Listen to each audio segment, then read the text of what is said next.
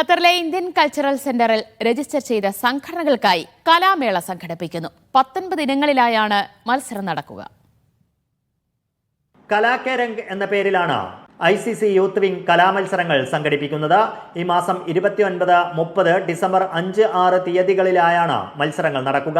ICC Ashoka ഹാളും ഭവൻ സ്കൂളുമാണ് വേദി. ഓരോ ഇവന്റ് നമ്മൾ ഓഫ് സ്റ്റേജും ഓൺ സ്റ്റേജും ഉണ്ട്. അതിലൊന്ന് പറയുകയാണെങ്കിൽ പെയിൻറ്റിങ് മത്സരമുണ്ട്, എഡ്യൂക്കേഷൻ മത്സരമുണ്ട്, തബലയുടെ മത്സരമുണ്ട്, വയലിൻ മത്സരമുണ്ട്, പ്രസംഗ മത്സരമുണ്ട്. ഇങ്ങനെ വ്യത്യസ്തങ്ങളായിട്ടുള്ള ഇത്തരം മത്സരങ്ങളുണ്ട്. അതുകൂടാതെ നമ്മുടെ സോളോ ഡാൻസ് പ്രോഗ്രാമും അതോടൊപ്പം തന്നെ group dance and group song പ്രോഗ്രാമുണ്ട്.